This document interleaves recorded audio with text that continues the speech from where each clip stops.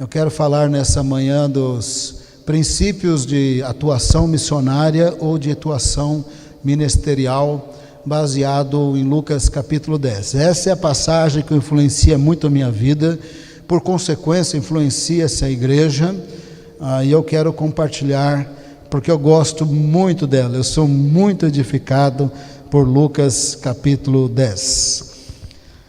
E eu vou ler um verso aqui, vou falar um pouco, ler o outro, falar um pouco, os princípios estão aí, mas será uma bênção.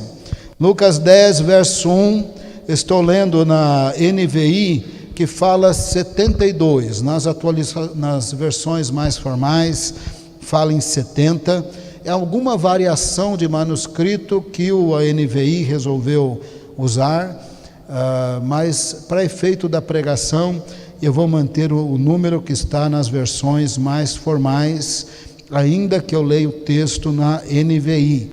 Lucas 10, 1, depois disso o Senhor designou outros 70 e os enviou de dois em dois adiante dele a todas as cidades e lugares para onde ele estava prestes a ir. Esse é o primeiro ponto que eu quero chamar a atenção, que Jesus tinha muito mais do que 12 discípulos. Jesus, numa certa ocasião, apareceu para 500 discípulos após a ressurreição. Os 12 são muito importantes, tirando Judas Iscariotes, talvez podemos colocar aí Matias no lugar, e também o apóstolo Paulo. Essas 13 pessoas, eles são muito singulares. Eles fazem parte do que chamamos de colégio apostólico. Nós somos crentes se perseverarmos no ensino do colégio apostólico e dos profetas. Nós somos crentes tendo isso como fundamento. Jesus é a pedra angular, a pedra principal, porque sem ele não há redentor, não há salvador. Mas a base da nossa fé é o Velho Testamento e o Novo Testamento, segundo o ensino do colégio apostólico. Nos dias de hoje tem havido uma certa confusão com o uso da palavra apóstolo. Poderia até usar, eu vou explicar que pode usar, mas usar fazendo distinção. O colégio apostólico tem um papel singular. Nós somos crentes se perseverarmos no ensino deles. Atos 2:42. Perseveravam no ensino dos apóstolos, na comunhão, no partir do pão e nas orações. Eles eram crentes porque perseveravam no ensino do colégio apostólico. São esses 13. E os teólogos debatem se não são 12, e tira Matias e deixa só Paulo, ou é 12 ou é 13. Eu não gosto de tirar Matias, porque ele está claramente incluído no livro de Atos, e os apóstolos os incluíram. Quem sou eu para revogar a decisão daqueles 11? Então eles colocaram, está colocado. E o Senhor Jesus colocou Paulo no caminho na estrada de Damasco. Jesus colocou, está colocado. Eu não discuto nem com os 11, eu não discuto com Jesus. Para mim, o colégio apostólico são 13, mas muitos pensam que são só 12, pouca diferença faz, 12 ou 13, só somos crentes se perseverarmos no ensino do colégio apostólico. Efésios 4:11 fala de ministérios na igreja local. Na igreja local você tem apóstolos, profetas, evangelistas, pastores e mestres. O apóstolo da igreja local não tem o mesmo peso do colégio apostólico. Se o apóstolo de um determinado ministério começar a ensinar a abobrinha à luz das Escrituras, a gente fica com o ensino das Escrituras, do colégio apostólico, e a gente fala para aquele apóstolo e as suas abobrinhas, bye bye, tchau, tchau. Não tem um apóstolo hoje na face da terra que tenha mais autoridade que as Escrituras. O que manda são as Escrituras do Senhor, segundo o colégio apostólico. Só tem 13 apóstolos de Cristo. Agora tem centenas, milhares de apóstolos da igreja local. A igreja local, a palavra apóstolo significa enviado. É a mesma palavra missionário, sendo que apóstolo é grego. Está na Bíblia, apóstolo em grego. Se tivéssemos hoje, nesse domingo na Grécia, e fôssemos orar despedindo um missionário, ele seria chamado, em vez de falar missionário João, eles só vão chamar o apóstolo João. É assim que é usado a palavra apóstolo na Grécia hoje. Então, o apóstolo da igreja local é aquele enviado pela igreja para implantar uma igreja. Ele é agraciado como implantador de igreja. Claro que o apóstolo tem mais de um dom. Lembra que Paulo era professor, Paulo era evangelista, Paulo era intercessor. O apóstolo que implanta a igreja, ele é agraciado com vários dons. Mas ele é apóstolo porque ele é aquele tratorzão que todo mundo vai lá, não abre igreja nenhuma. Ele chega e abre uma igreja. Ele vai ali, ele abre uma igreja. Tem gente que não consegue abrir nenhuma. O apóstolo abre 30 durante os seus anos. Esse é o apóstolo. Lá em Coríntios, quando diz primeiro o apóstolo, não é hierarquia de poder, é sequência de ações até haver a igreja. Primeiro chega o apóstolo que abre a igreja, e só porque ele chegou e abriu a igreja, que entre os crentes terá profetas, entre os crentes terá evangelistas, entre os crentes terá pastores e mestres, mas porque ele abriu a igreja. Se não tiver igreja, não tem crente, não tem ministério de igreja local. Então, primeiro é o apóstolo, que ele é aquele tratorzão que vai abrindo igreja.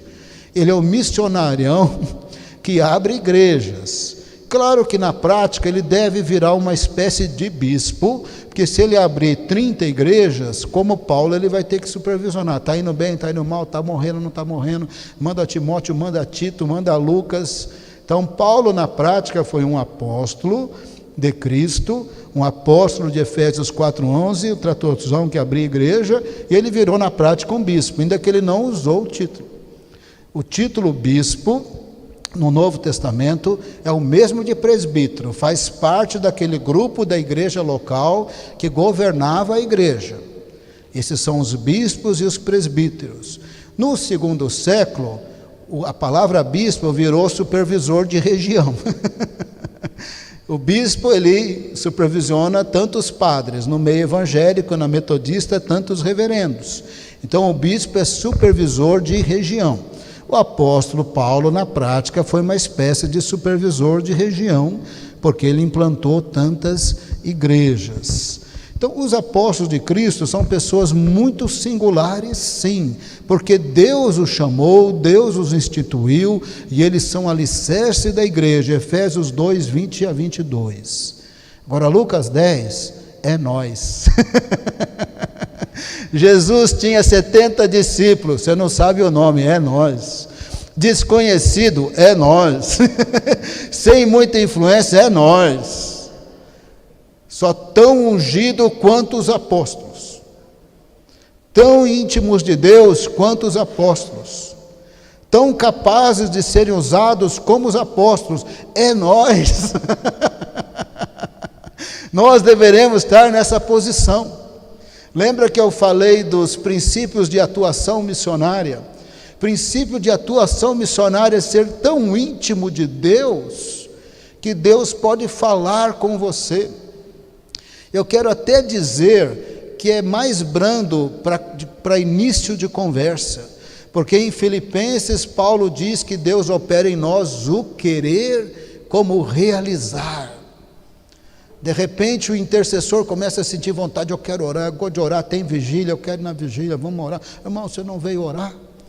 De repente o evangelista, e o pastor Fernando é evangelista, ele não consegue não evangelizar o pastor Fernando. Ele não consegue, ele é evangelista. O pastor Aguinaldo é professor, ele não consegue não dar aula, ele não consegue não organizar mais um curso, é automático. E o profeta, quando é agraciado pelo Senhor, profetiza normalmente, o evangelista evangeliza normalmente. O pastor pastoreia, se ele não pastoreia, ele não é naturalmente um pastor. Ele tem outros dons, talvez ele tenha o título de pastor, mas ele não é propriamente o pastor. Às vezes eu penso que sou eu, acho que eu tenho um título e fico pensando, Senhor, eu podia melhorar um pouco, né? Podia melhorar um pouco, mas eu penso assim, se eu não atrapalhar, eu já estou ajudando. Se eu não atrapalhar a rede de casais, não atrapalhar os jovens, porque tem muita criatividade entre nós, de amor e de serviço. Se eu não atrapalhar, já estou ajudando. Mas eu também gosto de evangelizar. Eu vou nas casas, eu tenho alegria de ir nas casas, evangelizar nas casas. Eu vou com o pastor Luiz, que é um evangelista. Eu vou com alegria, irmão. Quando eu vou nessas casas, eu vou com alegria e eu saio com alegria. Então eu penso assim, Senhor, eu acho que eu não sou evangelista, mas parece que eu estou gostando desse negócio. Eu estou gostando dessa atuação. Lucas 10:1. Depois disso, o Senhor designou outros 70 e os enviou de 2 em 2 diante deles a todas as cidades e lugares para onde ele estava prestes a sair. Eles tinham intimidade com Jesus, Jesus os conhecia e o Senhor podia designar tarefa. Inicialmente essa tarefa, inúmeras vezes é assim, Deus primeiro opera o querer, depois o realizar. Primeiro Deus dá um gosto lá no coração. Eu tenho um gosto por esse negócio. Tem gente que tem gosto de entrar na prisão e evangelizar todo domingo, e é complicado entrar em prisão. Preenche uma papelada enorme. Tem gente que tem gosto de ministrar para casais, tem gente que tem gosto de cantar no louvor, tem gente que tem gosto de abrir discipulado, tem gente que tem gosto de visitar, tem gosto. Deus coloca lá o querer como realizar. Tem gente que tem uma graça de Deus para trabalhar com jovens, para trabalhar com criança, não consegue se ver fazendo outra coisa. Então esse desejo vem do Senhor para os seus servos, que Ele designa uma tarefa, e a pessoa vai trabalhando, vai servindo, vai percebendo que tem graça de Deus, vai gostando e quer cada vez fazer mais. Mas quem são esses? Desconhecidos, que nós não sabemos os nomes, mas Jesus sabia os nomes, pôde chamar cada um deles e falar: vocês vão de vila em vila na Galileia, vocês vão em vila na Galileia, para anunciar que eu estou lá para passar. Bom, e eles foram. Mas Jesus deu outra instrução, verso 2, eu gosto demais dessa instrução. Ele lhes disse: a colheita é grande, mas os trabalhadores são poucos. Portanto, peço ao Senhor da colheita que manda trabalhadores para a sua colheita. Como eu gosto disso! Como eu gosto disso, enquanto temos intimidade com Deus, e o Senhor nos envia designando uma tarefa, Ele fala: mas sejam intercessores, ore por mais trabalhadores. Está faltando isso, irmãos. A pessoa começa a ser usada por Deus, e ele passa a ter um complexo de Messias. Tem Jesus, e tem o segundo Messias, que é Ele. E se ele não for o segundo Messias, ele começa a achar que ele é o Elias que havia de vir. E se ele não for o segundo Messias e nem o Elias que havia de vir, ele começa a pensar que ele é uma das duas testemunhas do Apocalipse. Ele começa a pensar que ele é a última bolacha do pacote, o último biscoito do pacote. Deus me chamou, eu sou o grande, eu sou o poderoso. Jesus chamou para servir, Jesus não chamou para ser o grande. Eu sou grande, eu sou poderoso. Ninguém pode florescer ao redor dele, que ele quer matar aquele ministério. Morre de inveja que alguém evangeliza mais do que ele, ganha mais pessoas para Jesus do que ele. Morre de inveja que quando o irmão ora, Deus cura. Morre de inveja. Quando o Senhor nos chama, aquela tarefa é importante. Jesus tem hoje quase 1 bilhão de servidores na terra. Possivelmente 900 milhões. Ele tem 900 milhões de pessoas para gerar no coração deles um desejo. Deus opera o querer como realizar. Os 900 milhões trabalhando, a obra de Deus está feita aqui na terra. Está feita aqui na terra. Jesus não está procurando Elias que há de vir. Ele não está procurando uma das duas testemunhas do Apocalipse para se manifestar. Ele sabe quais são e não somos nós. Ele não está procurando um segundo Messias. Ele está procurando servos Enquanto eu faço a minha tarefinha, que no meio de 900 milhões de pessoas é 0,000 mais importante, porque ele espera que eu faça aquela tarefa. E se eu ganhar uma pessoa para Jesus, vale mais que o mundo inteiro. Então é importante, mas é só uma fraçãozinha. E a tarefa é tão grande que eu só moro na minha cidade, eu só moro na minha casa, eu só moro na minha rua. Eu não consigo morar em 10 cidades do mundo ao mesmo tempo. Então eu só consigo servir em Araçariguama. Eu não estou em Londres, eu não estou em Paris, não estou na África, não estou na Ásia, eu estou aqui. E aqui eu só consigo talvez conhecer umas 400 e 500 pessoas razoavelmente bem. Ou seja, por mais que eu trabalhe, é uma fraçãozinha. Tem quantas línguas do mundo precisando do Evangelho, quantas aldeias, quantos lugares. Enquanto eu faço o que faço, porque o Senhor me conhece, designou tarefa, eu tenho intimidade com Ele, preciso aprender a fazer em humildade. O que eu faço é uma fração para a glória de Deus, mas Ele precisa levantar mais trabalhadores. Quando esses de 2 em 2 fossem passando de vila em vila e dando frutos e de poder, eram para se manter humildes, falando: Senhor, manda mais. Mais obreiro, que não tem só Galileia não, tem Grécia, tem Espanha, tem não sei aonde. Naquela época o mapa não era exatamente como nos dias de hoje, tem outras regiões aí do Império Romano, tem lugares que eles nem sabiam que existiam, como os povos tribais, e o Senhor sabia que o Evangelho tinha que chegar em todos esses lugares. Aqui são princípios de atuação missionária: intimidade com Deus. Deus designa a tarefa, geralmente começando pelo um querer, eu quero. Deus opera o querer como realizar. Posso dizer que o Senhor colocou no coração da Mari e do Boareto o desejo de trabalhar com casais. E veio do Senhor, veio do Espírito Santo. Agora eles já vão trabalhar com casais. É assim que funciona. Enquanto trabalhamos, queremos multiplicar. Queremos que haja mais trabalhadores, queremos que haja mais grupos de discipulado, mais cultos nas casas, mais reuniões de oração, mais grupos ao redor, porque o que fazemos é só uma pequena fração. Verso 3 fala de prudência: vão, eu os estou enviando como cordeiros entre lobos. Não levem bolsa, nem saco de viagem, nem sandálias, não saúdem ninguém pelo caminho. Naquela cultura é normal você chegar a te hospedar. Em outras culturas a gente leva bolsa e saco de viagem, sim. Aí é uma coisa muito cultural, mas o princípio que eu quero ressaltar aqui é ser prudente, como cordeiros no meio de lobos, e foco. Não saudem ninguém pelo caminho. Se eu mandei ir de cidade em cidade fazer tal tarefa, não fica se embaraçando não. Deus mandou fazer a tarefa, faz a tarefa. Naquela tarefa tem graça de Deus. Não começa a se enroscar e perder o foco. Foca naquilo que o Senhor pôs na mão para fazer. Tem outras necessidades? Tem, mas Ele tem 900 milhões de servos. Então foca naquilo, e naquilo faz direito, faz com responsabilidade. Aí eu gosto demais do verso 5 e 6. Quando entrarem numa casa, digam primeiro: paz a esta casa, ou paz seja nesta casa. Se houver ali um homem da paz, a paz de vocês repousará sobre ele, senão ela voltará para vocês. Isso aqui é bem espiritual. Só quem evangeliza que sabe disso. Você está conversando com a pessoa, posso orar por você, no final da oração a pessoa está chorando.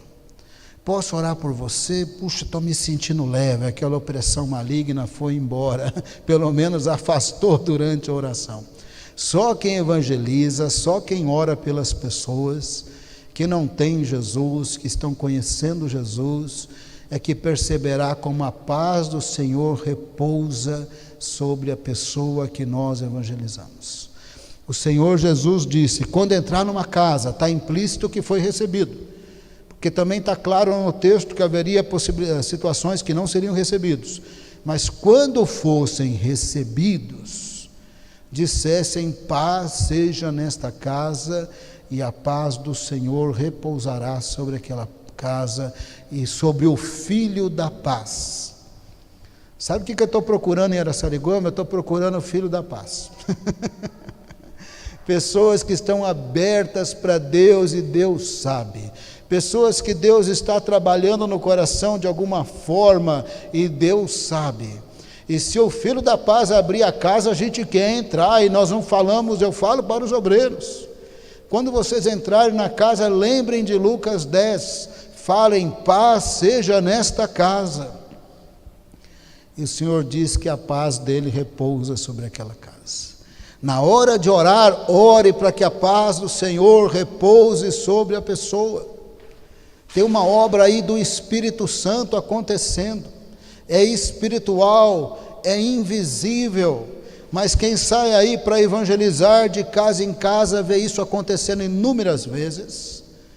Eu posso até falar aqui, irmã Nina, falar discretamente, mas quantas vezes eu ouvi do irmão Borges falar que tem uma paz no culto de segunda-feira, não é verdade? Quantas vezes ele falou: depois que vocês vieram aqui, tem uma paz aqui.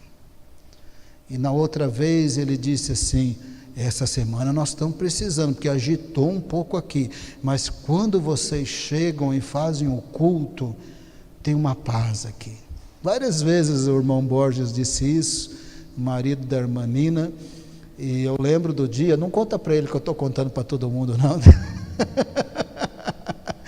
mas eu lembro de um dia que ele falou assim, como eu saí feliz ali da sua casa, quando ele falou assim, nas palavras dele, né? Eu precisei ficar velho para me encontrar com Jesus. Ele falou isso, né? Mas ele não é velho não, viu? Ele que disse isso. É bonitão. Mas é que gostoso, né? Ouvir das pessoas, tem uma paz aqui. Eu precisei estar avançado em idade para me encontrar com Jesus. Ele falou isso o dia que eu expliquei Isaías 40.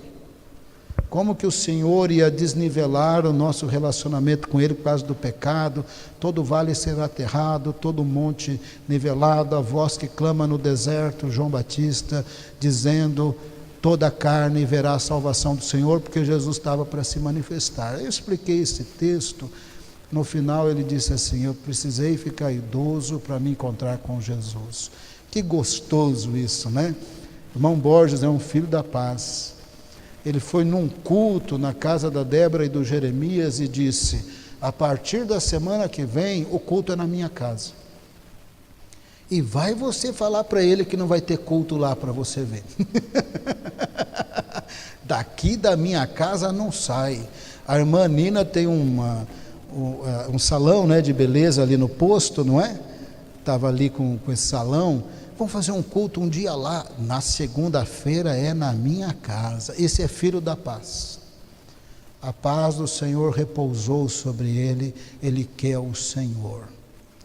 Isso que eu falo para os obreiros: não adianta abrir reunião em casa só para abrir. A gente tem que tentar discernir. Se abriu a porta, a gente tem que ir, lógico. Mas tendo entrado, tentar discernir: o filho da paz está aqui? Não está. Repousou a paz do Senhor ou não repousou? Porque conforme a gente continua, ele vai estar muito firme em Deus. Versos 7 e 8: fiquem naquela casa, que o irmão Borges está dizendo para nós, vocês não vão sair daqui não. Fiquem naquela casa e comam e bebam do que lhe derem, pois o trabalhador merece o seu salário. Não fiquem mudando de casa em casa.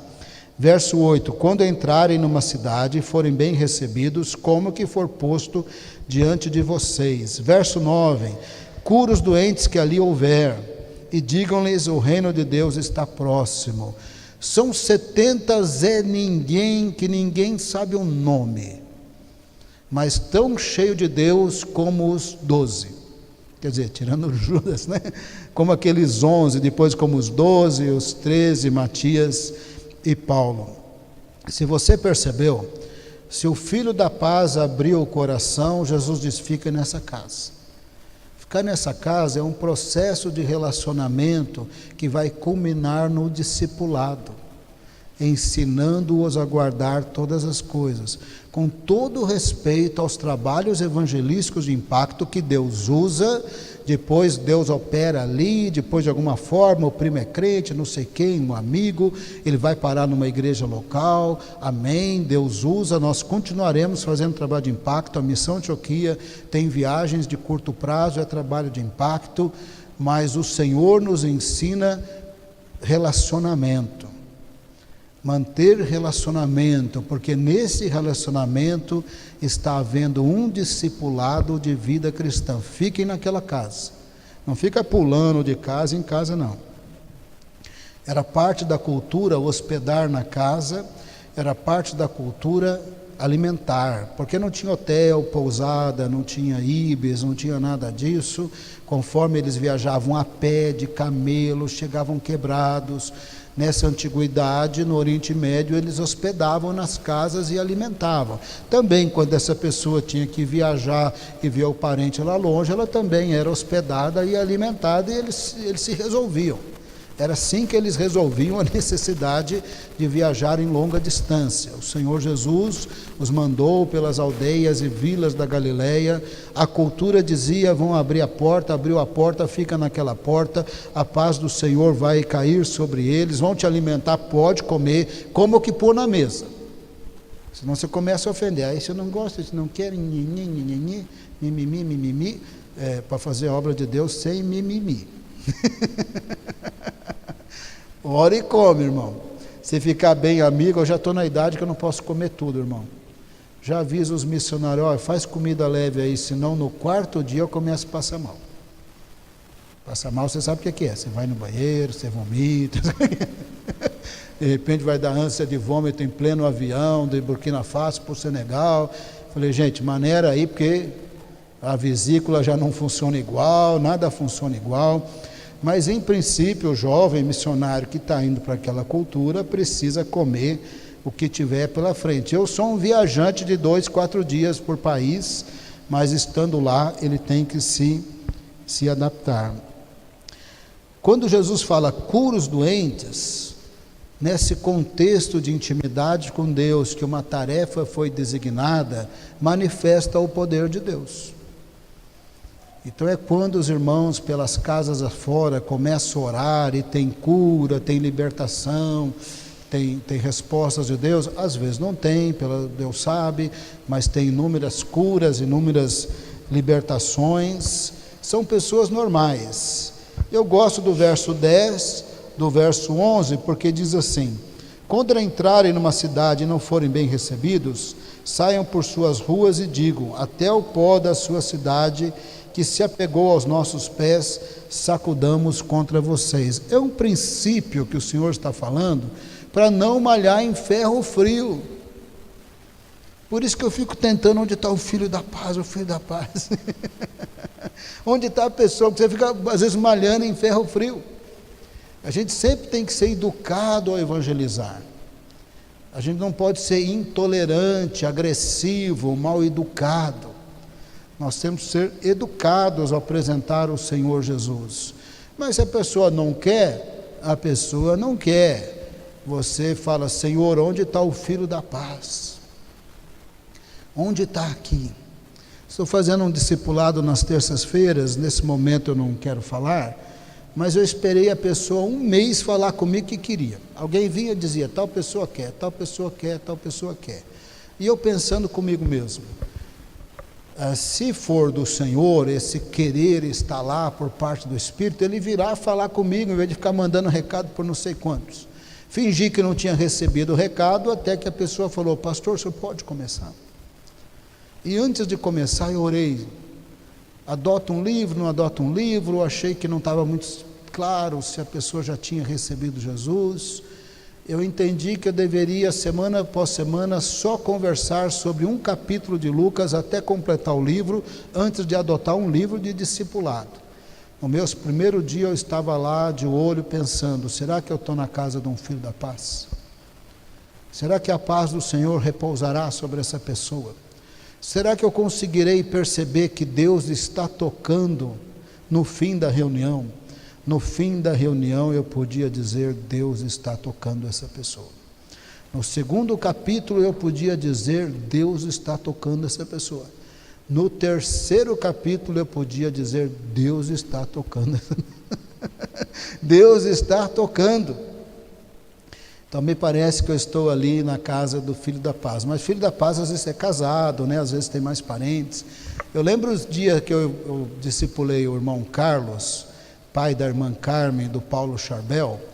Eu discipulei o Carlos, mas converteu muito mais firme, com muito mais discernimento, muito mais engajamento, a dona Carmen, que não tinha sido evangelizada.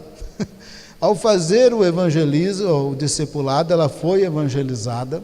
Eles fizeram perguntas bem de católicos praticantes. Para vocês terem uma ideia, eles frequentavam a igreja de São Roque, eles preparavam as comidas ali da festa do São Roque, eles eram muito envolvidos. Eles tinham um monte de perguntas que nós evangélicos nem imaginamos. Você sabia que os católicos se sentem ofendidos quando nós falamos que a Virgem Maria não é virgem, porque ela foi casada e teve filhos? Eles acham que isso é dizer que ela é impura. Eu tive que explicar por que ela não era impura, por ter casado e tido filhos, porque Deus fez o macho e a fêmea e mandou casar e se multiplicar. Não tem impureza aí.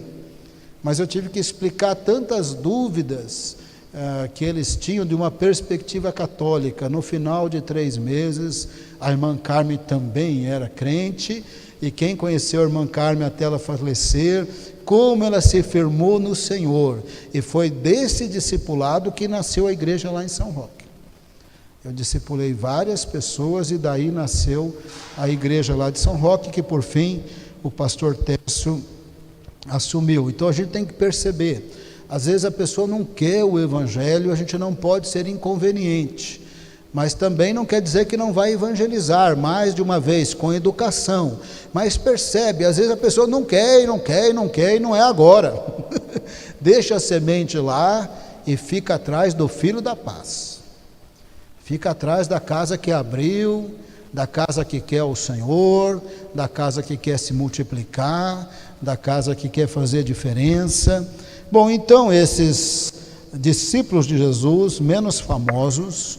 Bom, aí os próximos versos, Jesus está falando da responsabilidade de Cafarnaum, Corazim, que tinham esse nível de revelação, que o próprio Messias estava lá, mas o rejeitando, diante do juízo de Deus, estão numa situação pior do que Sodoma e Gomorra, porque o Senhor engatou aí, já evangelizou, falou que o Messias chegou, eles não querem, sacode a poeira. Lá no juízo eles serão mais responsáveis que Sodoma e Gomorra. Mas aí os 70 voltam. 70 é ninguém. Você não sabe o nome deles. É nós. Não somos conhecidos, não somos famosos, mas podemos ser tão cheios de Deus como eles. Podemos ter tanta intimidade com Deus como eles. Podemos ter os desejos do Senhor em nós, Ele realiza o querer como operar. Podemos ter discernimento, podemos ver o sobrenatural de Deus quando falamos paz seja nesta casa, quando nós oramos, quando impomos as mãos e oramos no poderoso nome de Jesus. Os 70 voltaram alegres. Os 70 voltaram alegres, verso 17. Os 70 voltaram alegres e disseram: Senhor, até os demônios se submetem a nós em teu nome. É a mesma coisa que dizer: Senhor, eu vi Pedro expulsando demônio, eu vi o Senhor usando Pedro lá com cura, eu vi o Senhor usando os 11 poderosos do colégio apostólico, que naquele momento só tinha 11, não é? Com o Senhor mesmo, mas até nós. É porque eles eram do Senhor. Diante de Deus não há distinção, não há acepção. O papel ministerial do colégio apostólico não os faz assim mais importantes como filhos de Deus, mas mais agraciados para a tarefa que Deus tinha para eles. Cada um de nós seremos agraciados para aquilo que tivermos que fazer. Eles tiveram uma tarefa, foram agraciados. Aí eles perceberam que quando eles expulsavam demônios, os demônios saíam. Sabemos que quando eles oraram por enfermos também. Aí Jesus disse para eles, numa situação nas regiões celestiais, possivelmente antes de que Deus desse vida aqui na terra, naquela época que a terra ainda era sem forma e vazia, Jesus disse: eu vi Satanás caindo do céu como relâmpago. Ou seja, em algum momento das regiões celestiais, segundo o Apocalipse, que o dragão é lançado para a terra com 1/3 das hostes celestiais. Nessa rebelião que teve nas regiões celestiais, Satanás mais 1/3 dos anjos foram colocados aqui na terra, porque Deus colocou aqui. Que se Deus colocasse na lua, eles estavam na lua. É Deus que manda. Se rebelou, vai ficar aqui na terra. E eles sabem que eles estão preparados para serem lançados no lago de fogo. A Bíblia diz que o diabo, ele é como um príncipe da potestade do ar, como um leão ao nosso redor. O diabo não está no inferno, o diabo está aqui na terra. Ele vai ser lançado no lago de fogo. Eu não sei onde está o trono dele, às vezes eu desconfio. Uma cidade que começa com B, R. Às vezes eu desconfio, onde que ele está o troninho dele, que tem coisa má, corrupção, onde que é? Não sei não. Parece que está ali. Eu não sei bem onde ele fica, mas o Senhor o lançou aqui para a terra. Por isso que ele podia entrar no Jardim do Éden, depois Deus sumiu com o Jardim do Éden. Está na terra, ele será lançado no lago do fogo, ele terá muita operação das trevas no dia do anticristo. A palavra do Senhor diz que um dia todos adoram, a terra inteira, menos os salvos, adorarão a besta. De alguma forma, o anticristo será adorado, tomando o lugar de Deus, e o falso profeta. A palavra do Senhor diz isso em Apocalipse. Está aqui operando na terra, mas com 70 Zé Ninguém é nós, na intimidade com o Senhor dos céus e da terra. Eu os mandei, eles foram, e os demônios se submetiam no nome de Jesus. Por isso que eu gosto disso aqui, porque missionário muitas vezes é Zé Ninguém. Vai para aquela cultura, ninguém sabe quem é ele. Depois alguns ficam famosos, tanto no país como aqui, mas às vezes não ficam, não interessa. Eles têm o Senhor, eles têm autoridade espiritual. Por isso que quando saem equipes de curto prazo lá para o sertão, Bolívia, recentemente no Chavantes, tem tantos testemunhos. Da visitação tem tanto testemunho. É uma viagem de curto prazo, Lucas 10. Claro que o ideal depois é que alguns fiquem no longo prazo. Mas ali teve curas, ali teve libertação, e não é assim que volta o pessoal da visitação de Deus. A irmã Leonor está aqui, ela viu milagres. Ela viu cego, não viu, irmã? Muitos. Você viu também surdo, não viu? E você viu muitas libertações, tumor desaparecendo, não foi? Porque é nós, irmão, é nós. Desconhecido, mas tem Jesus. Desconhecido, mas tem templo do Espírito Santo. Desconhecido, mas Deus opera em nós o querer como efetuar. Nós não somos do colégio apostólico. Eu quero até dizer, eu não acho errado que alguém use o título apóstolo, porque quer saber? Apóstolo, profeta, evangelista, pastor e mestre são funções no corpo de Cristo. O pastor é o que cuida de pessoas, o profeta profetiza, o evangeliza, o professor ensina. O apóstolo planta a igreja, são funções ministeriais. Então, se eu uso o título de pastor, que é uma função, eu não posso condenar ninguém que queira usar apóstolo, ou profeta, ou evangelista, ou mestre. Se eu estou usando uma função como título, eu não condeno ninguém. Eu não acho que está errado a pessoa se chamar apóstolo. Talvez está errado ele se chamar apóstolo e não abrir igreja nenhuma. ficar só do poderoso. Então, eu acho que isso é errado. E eu acho errado também quando algum apóstolo aqui no Brasil aplicou Atos 2,42 para ele. Ele escreveu uns livretinhos aí que quase não vale nada aqueles livros do ponto de vista bíblico, e disse assim: eles perseveravam no ensino dos apóstolos, você vai ter que comprar meus livros, porque eu sou apóstolo. Ele tinha que dizer: não, você vai ter que comprar o Novo Testamento, isso que ele tinha que dizer. Perseverar no ensino dos apóstolos do Novo Testamento, não é dos livrinhos dele. Os livrinhos que, para falar a verdade, irmão, não vale nada aqueles livros. Então você nem precisa nem comprar. Se você ouviu o que eu ouvi, da onde eu ouvi, você vai perder tempo se comprar aqueles livros. Aqueles livros não valem nada do ponto de vista de ensino bíblico saudável. Então não é errado que alguém se chame apóstolo, profeta, mestre, pastor, porque em princípio não tem um certo, todos estão errados. As palavras são funções, não são títulos. Lá na Inglaterra eles não usam nada. Se o pastor chama Paul, Paulo é Paul. Se ele chama Pedro, é Peter. Ele sabe, ele se refere, ele é o pastor da igreja. O Peter aqui é o pastor da igreja. Aqui no Brasil eu cheguei a pensar até instituir isso, mas o Brasil tem uma cultura de povo meio folgado, né? Ainda mais jovens, né?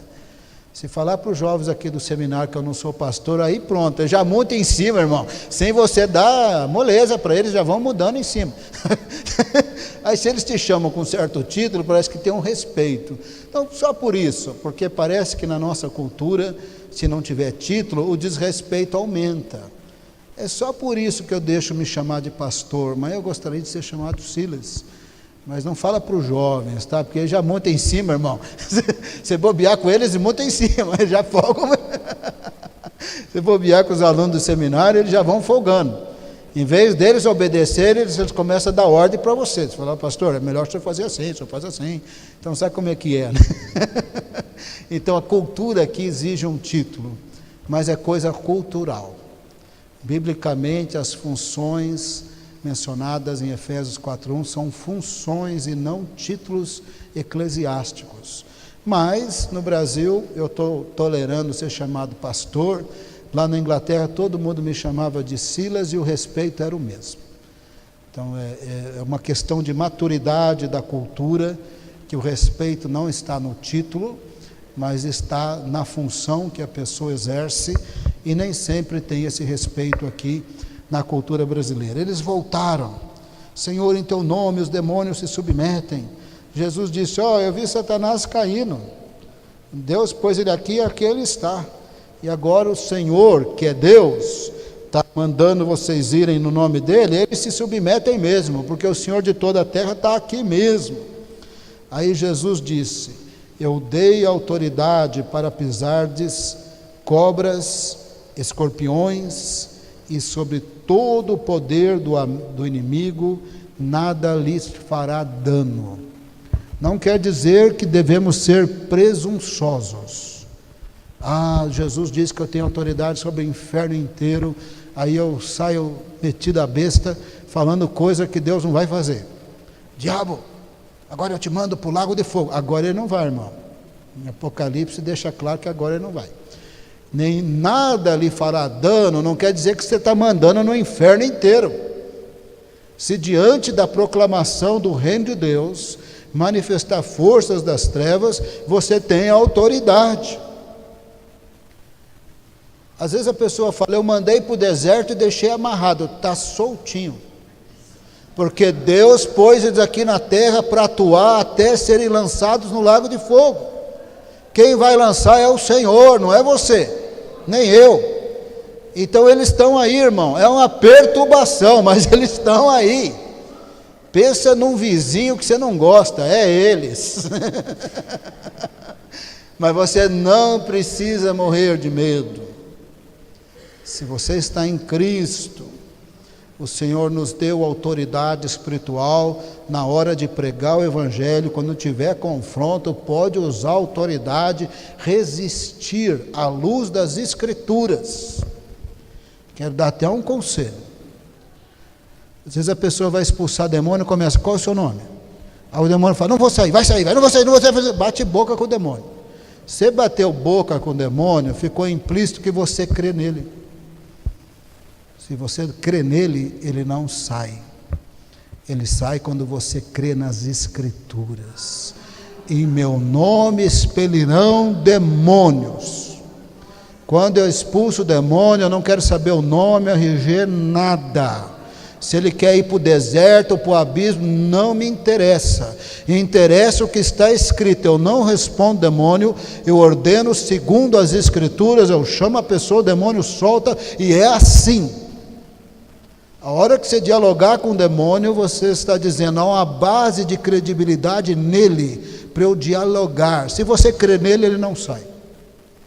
Não converse com o demônio como se fosse fonte de credibilidade. Não converse com o demônio como se ele falasse o nome e ele estivesse falando a verdade. Não bata a boca com ele, está implícito você crer nele. E nem bata no endemoniado. Tem pastor que fica bravo, dá uns tapas no endemoniado. Quando o endemoniado é liberto, o ouvido está zunindo. Porque o demônio é espírito, ele não levou aquele tapa, quem levou foi a pessoa. Acorda e está liberto, mas está zunindo. Irmão, tem muita criancice por aí. Tem muita criancice por aí. Eu vos dei autoridade para pisar de serpentes e escorpiões, e todo o poder do inimigo, nada lhes fará dano. Se é para ficar contente, não é porque vocês viram enfermos sendo curados, que é motivo de alegria.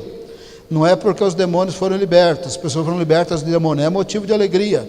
Verso 20, alegrem-se, não porque os espíritos se submetem a vocês, mas porque seus nomes estão escritos no céu. Essa é a passagem que eu adoro.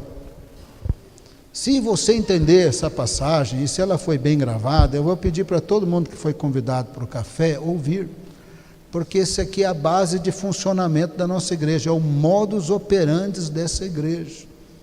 Quando o discipulado na casa do Cícero ficar grande, a gente espera que multiplica. Quando a rede de casais vai formando, a gente espera que multiplica e sirva a outros. Quando o culto na casa tal ficar grande, quem sabe a gente multiplica. Quando na reunião de oração crescer, quem sabe a gente multiplica. E quando você quiser trabalhar, você vai numa dessas reuniões, e quando eu estiver grande, fala, multiplica comigo. Deixa que eu vou na casa da pessoa fazer reunião de oração, deixa que eu vou lá fazer discipulado. Não, deixa que eu faça o culto. Aí pode multiplicar com você. E você é nós. Ninguém sabe quem é você, mas você pode ser cheio do Espírito Santo. 70 discípulos totalmente desconhecidos anunciaram a chegada do reino de Deus, expulsaram demônios e curaram enfermos. Ficaram tão surpresos que eles encontraram Jesus, eles não se aguentavam. Senhor, Senhor, Senhor, nós demos fruto, nós demos fruto, nós demos fruto. Claro que deram. Deus opera o querer como realizar. Claro que deram. O Senhor coloca no coração e a gente vai caminhando, o Espírito Santo vai nos levando e a gente dá fruto. A gente só não dá fruto quando a gente não faz nada. Aí não dá fruto. Mas quando os 70 saíram de casa em casa, eles deram fruto. Quais são os princípios? Ter uma tarefa designada por Deus, Ele opera o querer como realizar. Enquanto fazemos a obra, nós não somos a última biscoito do pacote, nós temos que orar por mais trabalhadores e nos alegrar. Tem gente que faz a obra de Deus na maior competição, quase que querendo destruir o ministério do outro. A igreja dele não pode crescer, o discipulado dele não pode crescer, começa a ficar com inveja. Não é assim. Ora para ter mais, e quando tiver mais, se alegre, porque Deus vai usar o povo dele. Seja prudente como cordeiros no meio de lobos, pensa no que vai falar, como é que vai fazer, entendeu? Entra na casa, tem o sobrenatural, a paz do Senhor está aí, vai repousar a paz do Senhor. Se você perceber que tem resistência, não insista, procure a casa do Filho da Paz, pessoas que estão abertas para Deus e que querem Deus, e aí você também terá a alegria dos frutos do Senhor, como muitos têm tido, né? Quando eu visito os discipulados, nesses dias eu estou visitando pouco, porque eu estou com esse compromisso na terça-feira, então eu estou visitando bem menos esse segundo semestre, mas de qualquer maneira, quando eu visitei, eu vi tantas bênçãos, tantos frutos, de tal maneira que Deus já está usando muitos que estão aqui, outros que não puderam vir no café dessa manhã, outros que chegaram para o culto da manhã. Deus está nos usando.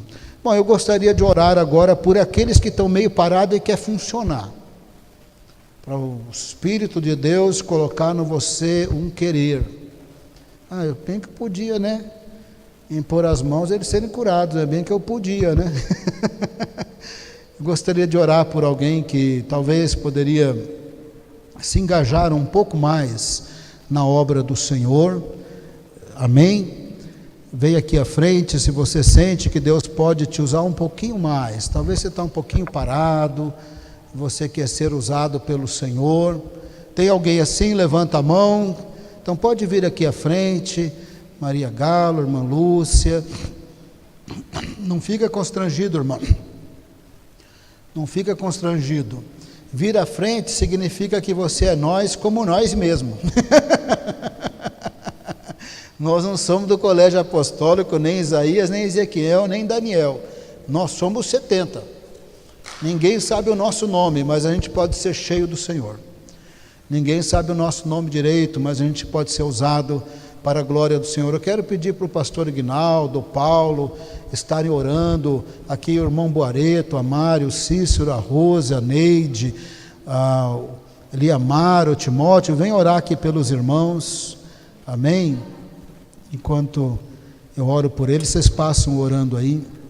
Rogério, vem orar também. Pai amado, nós nos colocamos diante do Senhor, nós nos sentimos exatamente assim. Quando o Senhor faz um milagre, a gente se alegra tanto como 70. Quando o demônio sai daquela pessoa, a gente se alegra tanto. Mas nesta manhã a gente quer se alegrar porque os nossos nomes estão escritos no livro da vida. Nessa manhã nós queremos nos alegrar porque podemos ser desconhecidos, não tão importantes, não famosos, não pregamos no rádio de grande alcance nacional, não pregamos na televisão, nós não somos grande coisa, mas nós queremos ser discípulos de intimidade com o Senhor, nós queremos ser discípulos de tarefa designada, nós queremos ser discípulos de que o Senhor opera o querer como o realizar em nós. Nós queremos ser os discípulos que discernem quem são os filhos da paz. Nós queremos ser os discípulos que impõem as mãos sobre os enfermos e são curados, expulsam demônios, porque nós estamos em Cristo. E o Senhor opera em nós o querer como realizar. O Senhor nos chama para a tua obra. É o Senhor mesmo que coloca o desejo. É o Senhor mesmo que nos separa. É o Senhor mesmo que nos agracia. É o Senhor mesmo que nos dá o teu Espírito Santo. É o Senhor mesmo que vai diante de nós. É o Senhor mesmo que delegou a autoridade. Nós temos a autoridade delegada por aquele que é Senhor no céu e na terra. O Senhor disse: em meu nome expelirão demônios. O Senhor disse: imporão as mãos sobre os enfermos e serão curados. E o Senhor é o Senhor. É no nome do Senhor, o Senhor do céu e da terra, que os sinais, as maravilhas são feitas. É no nome do Senhor que nós pregamos o Evangelho. É no nome do Senhor que nós fazemos diferença. É no nome do Senhor que nós somos usados para a glória do Senhor. Pai amado, eu apresento os irmãos que vieram aqui à frente. Nesta manhã eles têm um pedido, e o pedido é esse: opere em mim o querer, que eu tenha o querer da tua vontade na minha vida, que eu tenha o querer, para que do Senhor também aconteça o realizar. Talvez para alguns aqui o Senhor tem para eles serem discipuladores, talvez o Senhor tenha um papel mais de evangelistas, talvez o Senhor tenha um papel mais de intercessores, Talvez o Senhor tenha um papel mais de obras de misericórdia, e como nós precisamos de pessoas com esse papel de obras de misericórdia. Talvez o Senhor tenha alguém mais com papel de serviço, de amor, mas não adianta o pastor falar, não adianta ser humano falar. A palavra do Senhor diz que o Senhor opera o querer, e nós estamos orando pelo teu querer, para que haja também o teu realizar. Que cada um deles saia desta igreja nesta manhã com o querer do Espírito Santo no coração, para que sejam usados para a glória do Senhor. Oramos no poderoso nome de Jesus. Que o amor de Deus, a graça de Jesus e as consolações do Espírito Santo estejam conosco desde agora e para sempre. Amém.